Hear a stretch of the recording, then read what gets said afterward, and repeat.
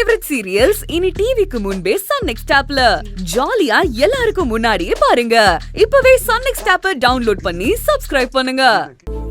நீங்க 2 ஜோடியும் காதல் வாழ்க்கையில இருந்து சக்சஸ் ஆகி கல்யாண வாழ்க்கைக்கு போனத கொண்டாடுதானே இந்த பிரியாணி பார்ட்டியே. இதுல நீயே பரிமாறணும்னு கேட்டா என்னடி அர்த்தம்? தாருங்கக்கா, காலையிலேயே சொல்லிப்புட்டேன். முத்தண்ணனுக்கும் ஜெயந்தி அக்காவுக்கும் வேணும்னா காதல் வாழ்க்கை வெற்றி அடைஞ்சு கல்யாண வாழ்க்கை சந்தோஷமா ஆரம்பிச்சிருக்கலாம். ஆனா எனக்கு அப்படி இல்ல. என்னோட காதல் வாழ்க்கை எப்பயோ முடிஞ்சு போச்சு. இந்த கல்யாணமும் அர்த்தம் இல்லாத வெறும் சடங்கா போச்சு.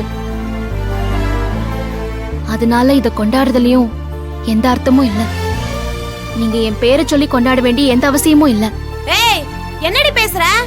சூப்பர்வைசர் ஆக்குறேன்னு சொல்லும்போது நீ கீழ பேசின பேச்சுக்கு மண்டை சூடாய் போச்சு. ஏதோ மகேஷ் சார் இருந்தாரேன்னு எதுவும் பேசாம அமைதியா இருந்த. சௌந்தர்யா, நீ அமைதியா இரு, நான் பேசிக்கிறேன். நீ சும்மா இருன. இவ பேசுறதெல்லாம் கேட்டுட்டு அமைதியா இருக்கறதுனாலதான் நம்மள எல்லாம் முட்டாள்னு நினைச்சிட்டு இருக்கா போல. இங்க பாரு, ஏதோ உனக்கும் அன்பனுக்கும் சம்பந்தமே இல்லங்கற ரேஞ்ச்ல பேசுற. அப்புறம் எதுக்குடி தாலி கட்டின மறுநாளே கம்பெனிக்கு வந்து அன்பனனை தேடின? அவரை காணோம்னு தெரிஞ்சதும் ஓடோடி போய் ஃபோன் பண்ண.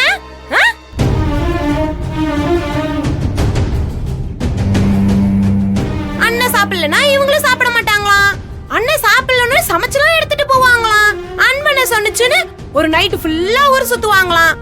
அன்பனுக்கு உடம்பு சரியில்லைன்னு பதறி துடிச்சு ஹாஸ்பிடல் கூட்டிட்டு போவாங்களாம்.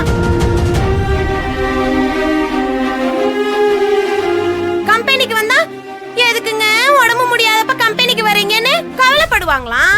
இதெல்லாம் பண்ணிட்டு கல்யாணத்துல அர்த்தம் இல்ல, காதல் உயிரோடவே இல்லன்னு ஏன் உருட்டிக்கிட்டு இருக்க? யார ஏமாத்தணும்னு நினைச்சு இதெல்லாம் பண்ணிக்கிட்டு இருக்க? உன்னியா? இந்தாரு சௌந்தர்யா, நான் இவர் நல்லா இருக்கணும்னு நினைக்கிறது வேற, இவர் கட்டின தாலிய ஏத்துக்கலங்கிறது வேற. அன்னைக்கு சமைச்சு கொண்டு போனதும் இவரோட ஒன்னா தங்குனதும் இவர் அம்மா கிட்ட இவரை ஒப்படைக்கதானே தவிர எந்த உறவுக்காகவும் உரிமைக்காகவும் இல்ல. இது எல்லாமே நான் விருப்பப்பட்ட ஒண்ணு செய்யல, அதுவா நடந்தது. அது புரியாம பேசாத. அம்மா தாயே, நீ சொல்ற மாதிரி எதையுமே நீ விருப்பப்பட்டு செய்யாததாவே இருக்கட்டும். நாங்களே வலுக்கட்டாயமா உன் வாழ்க்கையை கெடுத்துட்டதாவே இருந்துட்டு போட்டோம். ரொம்ப பசியோட நின்னுட்டு இருக்கோம். இன்னும் கொஞ்ச நேரத்துல லஞ்ச் டைமே முடிஞ்சிடும். அதுக்குள்ள எல்லாரும் சாப்பிடணும். வேண்டாம் விதண்டவாதெல்லாம் பண்ணிட்டு இருக்காம எங்களுக்காக போய் அவங்க கூட நின்னு பரிமாறு. அக்கா, நான் தான் தெளிவா சொல்லிட்டேன்ல, நடந்த கல்யாணம் கல்யாணம் இல்ல. என்னைய பொறுத்த வரைக்கும் என் கழுத்துல தொங்குற தாலி வெறும் பாரந்தேன், பந்தம் இல்ல. பிறகு நான் எதுக்கு இத பண்ணணுங்கிறிய? சும்மா சும்மா தாலி கட்டினதுக்கு எந்த அர்த்தமும் இல்ல. நடந்தது கல்யாணமே இல்லன்னு சொல்லாத ஆனந்தி.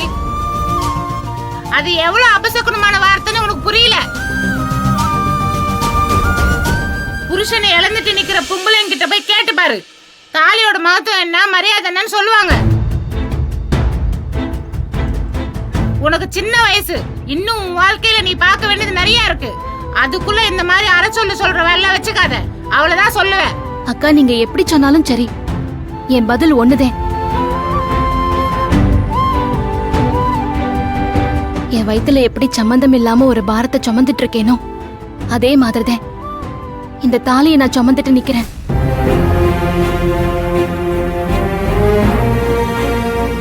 இதுக்கு மேல தாலிய பத்தின எந்த மகத்துவத்தையும் மரியாதையும் எனக்கு புரிய வைக்கணும்னு முயற்சி பண்ணாதீய. ஏன்னா இந்த தாலி என்னைய பொறுத்த வரைக்கும் எனக்கு எதிர அரங்கேறின துரோகம் என் கழுத்தை சுத்தி இருக்கிற சுருக்கு கயிறுக்கு சமம். ஆனந்தி, என்ன பேசுறேன்னு யோசிச்சுதான் பேசுறியா? ஆத்திரத்துல வார்த்தையை விடாத, அப்புறம் திரும்ப எடுக்க முடியாது. நானும் ரொம்ப நிதானமாதேன்னு சொல்றேன். உங்க கல்யாணத்துக்காக நீங்க பிரியாணி போடுறீன்னா நீங்க பரிமாறுங்க, எல்லாரும் சாப்பிட்டோம். நானும் வரிசையில வந்து வாங்கி சாப்பிட்டுக்கிறேன். இல்ல நானும் சேர்ந்ததே பரிமாறணும்னு நீங்க சொன்னீங்கன்னா நான் இந்த இடத்தை விட்டு இப்பவே புறப்படுறேன். உனக்கு எது தேவையில்லைன்னு இங்க இருந்து போறதுக்கு முன்னாடி இங்க ஒருத்தர் நிக்கிறாரு, அவர் உன் கண்ணு தெரியறாரா? ஏதோ அவர் நல்லா இருக்கணும்னு தான் நீ ஓடி ஓடி இதெல்லாம் பண்ணேன்னு சொன்னியே.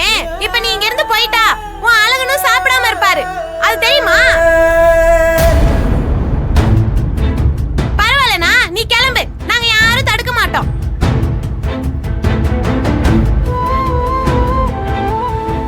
ஆனந்தி, போதுண்டி, பிடிவாதத்தை விட்டுட்டு வா, வந்து பிரியாணி போடு. உன் கல்யாணத்துக்காக இது பண்ணணும்னு நினைக்க வேண்டாம். எங்க கல்யாணத்துக்காக எனக்கு உதவி பண்றதா நினைச்சு வந்து பக்கத்துல நின்னு பரிமாறு. எப்படிக்கா தொண பொண்ணு தொண மாப்பிள்ளைன்னு சொல்லி கல்யாணம் பண்ணி வச்சேலே, அதே மாதிரி இதையும் பண்ண வைக்கலான்னு பாக்குறீங்களா? உங்க கல்யாணத்துக்காக நீங்க பரிமாறுறீன்னா நான் வந்து நிக்கிறேன்.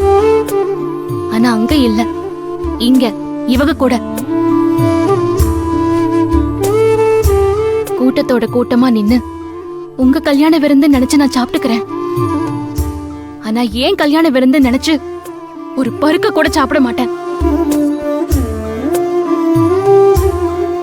ஏ ஆனந்தி, அக்கா வேணாம், இதுக்கு மேல யாரும் எதுவும் பேச வேண்டாம். எங்களால முத்து ஜெயந்தியோட சந்தோஷம் கெட வேண்டாம். நீங்க எல்லாம் பசியோட இருக்கீங்க, எங்களால நீங்களும் கொடுமையை அனுபவிக்க வேண்டாம். அவ விருப்பப்படியே இருக்கட்டும். நானும் பரிமாறல, ஓரமா தனியாளாவே நினைக்கிறேன். முத்து ஜெயந்தி, நீங்களாம் போய் பரிமாறுங்க.